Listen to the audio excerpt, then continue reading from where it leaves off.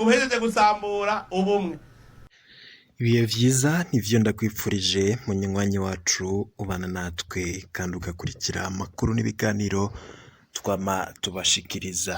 Nanone turagira turabe zimwe mu nkuru ziriko ziravugwa ngaha mu gihugu cacu c'u Burundi. Turaza kugaruka ku nkuru zirabana na politike, hari inkuru zikomeye ziriko ziravugwa muri bamwe mu bategetsi ndetse na bimwe biriko birategurwa ngaha mu gihugu. Turaza kubigarukako, turaza kugaruka ku nkuru zimwe zimwe z'umubabaro, hari abishwe ndetse n'abavyenyegeje inyuma, ibiziga vyatowe.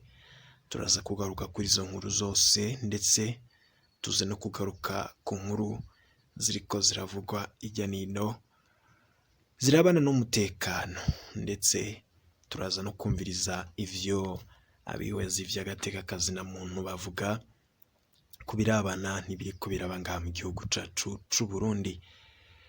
N'ibindi rero ntakubwiye mu mfunyapfunyo turaza kubigarukako ingingo imwe imwe. Murazi ko amakuru yacu aba ari ya makuru atohojwe neza, yatojwe n'umugwi w'abamenyesha amakuru bakorera ngaha mu Burundi. Ayo makuru barayatohoza irya nino bakayaturungikira, naje nkayatunganya maze nkayagushitsako ido nido ingingo imwe imwe ukwayo. Sangwa kaze rero kuri we munywanyi wacu, ushobora kuba warafyonze kuri sabone canke subscribe, ariko nimba utarafyondako wakoresha kano karyo kugira ufyondeko igihe cose turonse amakuru n'ibiganiro vyacu ukaraje mu ba mbere bishikira. Ndakengurutse rero kuri mwebwe abanywanyi bacu mutwumviriza muri ngaha mu Burundi, abari mu bihugu vy'ababanyi ndetse namwe muri mu makungu ya kure, mwese ndabahaye ikaze cane muri ano makuru tugira turabire hamwe nkuko adushikiye ubu nyene. Reka tuyatangurire mu nkuru ziriko ziravugwa cane irya nino ngaha mu gihugu cacu c'u Burundi, ariko mbaze nkwibutse yuko ku birabana n'umutekano wari umaze igihe uvugwa irya nino mu ntara zitandukanye z'igihugu cacu c'u Burundi. Amakuru atwereka ko ku munsi w'ejo nk'uko twabibashikirije ariho hafatwa abasuma bahora badurumbanya umutekano mu ntara ya Rumonge muri komine Burambi. Uwo munsi rero bakaba berekanywe imbere y'abamenyesha amakuru, nubwo ifatwa rya bano bivuga yuko aribo bahora bateza umutekano muke naryo rikirimwo igipfungu ndetse n'ubundi mugambi woba uvyinyegeje inyuma. Tukaba tukiriko turabikora ko amatohoza, muraza kubimenya mu makuru yacu ataha turi buze kubashitsa ko duhejeje kuyatunganya. Ariko nkaba nakubwira ko muri rusangi abo bagirizwa kugira ibitero ndetse bakica n'abantu, bivuga yuko hari bamwe bamwe binyegeje inyuma y'uwo mugambi kandi bari no mu nzego za leta, nk'uko amwe mu makuru twagiye turabashikiriza avyerekana.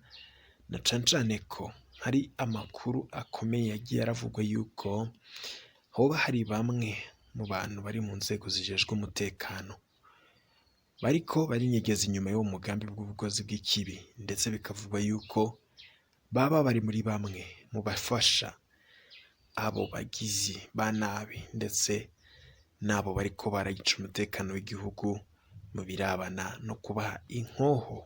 Ayo makuru rero nayo tukaba tuyafise, turaza kuyabashitsako mu makuru yacu ataha. Mu yandi makuru ariko aravurwa cane irya nino ngaha mu gihugu cacu c'u Burundi, hari ibirabana n'ibiriko biravugwa muri politike ariko mu bategetsi bakuru. Abantu bihweza ibintu n'ibindi cane cane vya politike bariko barakenguruka cane ku ngingo umukuru w'igihugu Ndayishimiye Varisito ariko arafata.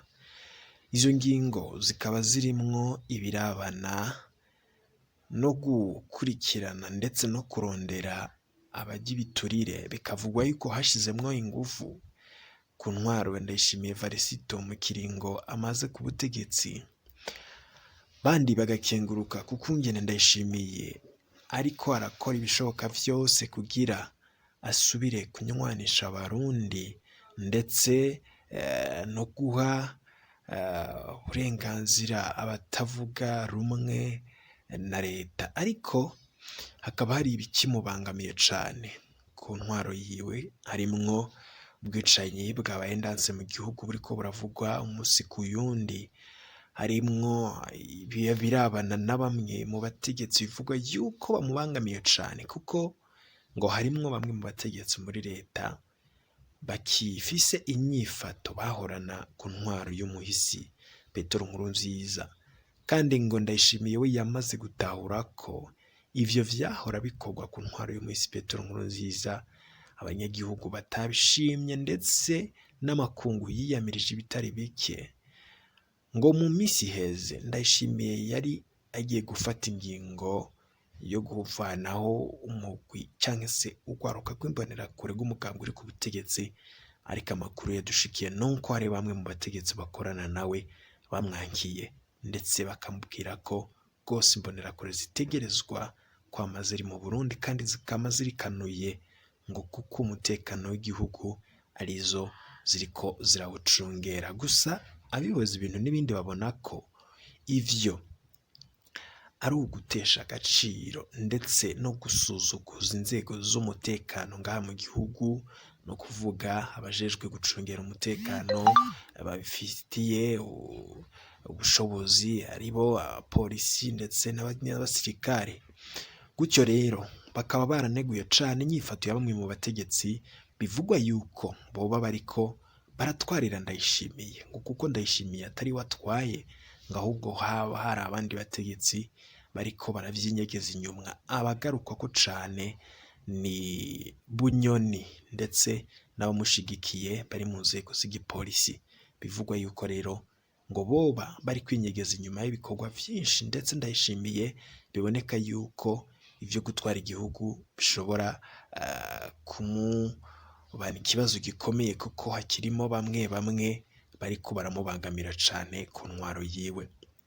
Mu yandi makuru kandi dufise yemeza ko usivye kuba Ndayishimiye bivugwa yuko Bunyoni ari watwaye igihugu, bivugwa ko Ndayishimiye nawe yatanguye kubona ko abo bategetsi bamwe bamwe bamubangamiye, kuko atanga ingo afata abo bategetsi batabanje kuyemeza. Bikaboneka yuko rero nk'umukuru w'igihugu ari ukwerekana ko umukuru w'igihugu yoba adashoboye canke ingingo afata zica zifutwa n'abandi afatanije gutwara igihugu.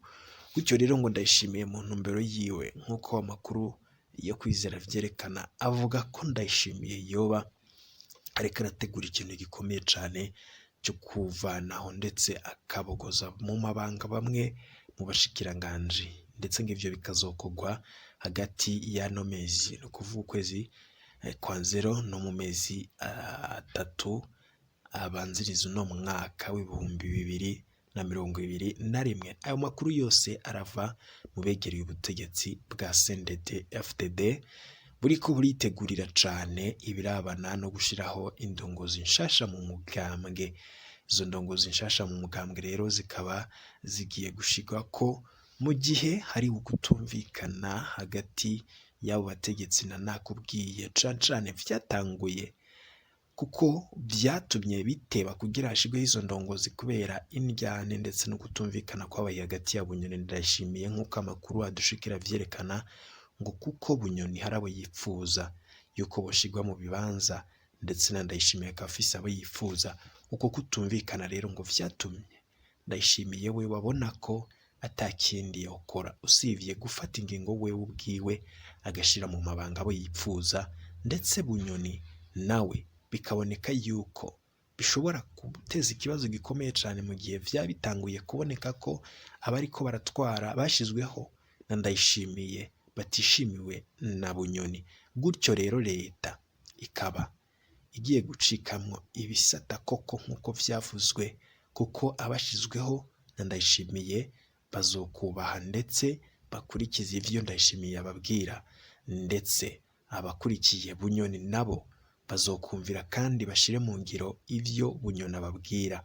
Gutyo rero amakuru dufise yo kwizera avuga ko leta yo bigiye gucikamwo ibisata bibiri, kandi ivyo bisata bishobora kuzoteza ikibazo gihambaye mu gihe hoba mu Burundi hari ingingo zikenera yuko zifatwa mu kuneza y'abanyagihugu, ariko bikavugwa yuko ku ruhande rwa Bunyoni Bunyoni we yifuza ibirabana n'inyungu ziwe ku giti ciwe, ariko Ndayishimiye we yifuza ineza y'abanyagihugu bose. Uko rero kuvugwa yuko birabana no gushiraho indongozi ndetse no kutumvikana vyo birabandanya kuvugwa, ariko muri leta bo bavuga ko leta itekanye kandi ngo abategetsi bakorana. Ivyo bindi vyo kutavuga rumwe biravugwa n'abakurikiranira hafi biriko birabera mu butegetsi, gusa leta yo bivugwa yuko ayo makuru atariyo. Gusa bamwe bavuga ko kuba leta ibihakana ari ukunyegeza ukuri kw'ibihari, gusa amakuru twe adushikira nuko uyo mwuka mubi uhari, gusa muri leta bo bavyamira kure. Mu makuru kandi yandi ari kuvugwa n'ubwicanyi bwabaye ndansi hirya no hino ngaha mu gihugu cacu c'u Burundi. Hari ibiziga bitogwa, hari ibivugwa yuko hari ibitabwa mu ruzi Rusizi, ariko akaba hari umugambi ndetse n'amakuru yerekana ko hoba hari bamwe mu bavyinyegeje inyuma ndetse n'intumbero bafise yo kugandagura abantu bamwe bamwe. Nk'akarorero twoguha ngaha nuko nk'ubu ngubu harimwo nk'uwahora ari umukukuruke mu gisirikare yitwa Deogratias Niyomugabo bita Kome, ndetse na Prote Niyondiko, abo bakaba baragandaguwe. Abo amakuru rero bavuga yuko bamwe Deogratias Niyongabo benshi bita Kome Niyongabo akaba ari umukukuruke mu gisirikare. Abo bakoranye kera rero bakaba bavuga ko yari umusirikare yarinda cane kuva mu mwaka w'2016. Kome akaba yarondegwa n'inzego z'umutekano, igisirikare, igipolisi, iperereza, zikaba rero zamwagiriza ko arongoye umugwi w'abagwanyi ukorera muri komine Burambi, nk'uko amakuru yo kwizera dushikira vyerekana. Two kwibutsa ko kandi mu birabana n'igandagurwa ry'abantu amafaranga angana imiliyoni 3.5 yari yemerewe uzoshobora kumwerekana, no kuvuga uyo nyene batazira Kome, kugira agandagurwe nk'uko amakuru avyerekana. Inshuro rero zitari zike izo nzego zikaba zaragerageje kumufata zirananirwa, hamwe rero ngo zikagenda zishe abiwe, abaryango biwe bakaba bahamwa bitagira izina ngo berekane uwabo ari, no kuvuga uyo batazira Kome. Umuhungu wiwe rero y'imyaka 16 nk'uko amakuru adushikira vyerekana yitwa Alfred Dusengimana, n'umukenyezi wiwe Imakire Sakaganumwe bamaze hafi amezi 9 mw'ibohero rya Rumonge atarubanza baciriwe, bazira ko ngo baterekanye serugo iyo ari. Mu bihe bitandukanye abana ba Kome harimwo bato cane bakaba baragiye barahagarikwa, abavukanyi, inshuti bakaba barahuye n'ibibazo bikomeye cane. Mu yandi makuru kandi yerekana ko nko kuwa gatandatu heze ku itariki 16/0/2021 iyo Deogratias Niyongabo bita Kome akaba yarashwe n'abapolisi. Amakuru atwereka yuko yaciye asandabira ku rugo iwe ruguru mu gacimbiri ka Masa ku mutumba wa Gishiha muri zone Maramvya ya komine Burambi. Aca ahambwa rero aho nyene, igipolisi kivuga ko camurashe ariko ariruka agihunze, nk'uko amakuru avyerekana. Protas Niyondiko n'ubundi kandi mukukuruke mu gisirikare ava muri zone Murago ya komine Burambi nyene, nawe ari mu bari bamaze igihe barondegwa n'inzego zitandukanye. Umuryango wiwe nawe nyene ukaba warahohotewe n'igipolisi kugeza aho bakomoka ahandi. Protas akaba yafashwe n'abapolisi ku itariki ya 14/0, nawe baramuboha bamujana mu modoka y'igipolisi, nk'uko anaboneka ku mafoto.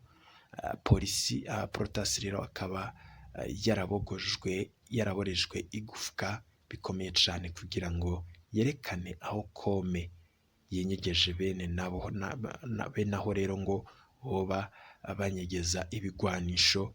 Akaba yasubiriye kuboneka kuwa mbere tariki 18/0 ari kumwe n'abapolisi bamuboshe arimwo imbugita, nk'uko amakuru adushikira avyerekana. Iyo mbugita ikaba yari mu mubiri nk'uko bivugwa na bamwe mu banyagihugu b'i Burambi, maze abapolisi bamujana mu mwonga wa Ngonya aho nyene muri Burambi kwerekana ahanyegeje ibigwanisho, ngo baraheza rero bamwicirayo bamurashe, nk'uko iyo nkuru y'umubabaro idushikiye ibivuga. Uyu munsi igipolisi cyerekanye i Burambi inkoho, nk'uko twari twabikubwiye, kikaba cyerekanye inkoho ziherutse gufatwa. Bene abo rero cavuze ko ari abarwanyi bahora bazikoresha. Mu berekanywe hakaba hafashwe Protasi Niyondiko, akaba atarimwo rero, uko amakuru dushikira vyerekana. Karasinda bari baraye bamwishe kuko bari bamukandaguye, nk'uko amakuru twari duheje kubabwira vyerekana. Icatangaje rero ababonye amafoto y'abafashwe nuko nka bose ari abantu bakuze cyane, mu gihe abarwanyi ubundi bahora baboneka ari imisore. Igipolisi rero kikaba kirakwiye gutanga umuco wose ku rupfu rwa Kome na Protasi, kuko umuntu naho yoba yagirizwa icaha gikomeye gute, kirazira kumwica wamaze kumufata. Umutama rero aboshe arushe kubera kuborezwa igufa, abitsemwo imbugita mu mubiri, biragoye kumva icatumye araswa aho kumujana imbere y'ubutungane akisigura. Igipolisi ntikivuga kandi impamvu gifunze umuryango wa Deogratias Niyongabo bita Kome Serugo, naho yo kwagira icaha kimeze gute. Umugore n'abana ntibaca babihanirwa. Icaha rero ni c'umuntu, si ic'umuryango wose. Kandi igihambaye kurusha ni ukwiga igituma haguma haboneka Abarundi biheba bagafata ibigwanisho bakamara imyaka nk'iyo yose barondegwa, ariko ntibihebure gushika bapfuye. Muri kahise rero ivyo vyafatwa gutyo twabibonye kenshi, ariko sivyo vyavuye biba umuti. Ikibazo rero kiticariwe mu mizi yacu, Abarundi bazoguma basigana inkore ku maso, ariko ikibazo co kizohora kiriko, nk'uko abihweza ibintu n'ibindi bakurikirana ibiriko birabera mu gihugu cacu Burundi babibona. Izo rero ni zimwe mu nkuru zavurwaga cane ngaha mu gihugu cacu Burundi. Ni amakuru tuba twatoje twifashishije umurwi w'abamenyesha amakuru bakorera ngaha mu gihugu. Niba utarafyonda subscribe, wowe uriko uracikanwa cane, fyondako igihe cose turonse amakuru n'ibiganiro mwene nk'ibi urajiba mu bambere ibishikira. Ibihe vyiza cane nivyo ndakwifurije, mukanya n'ayandi makuru turiko turagutunganiriza.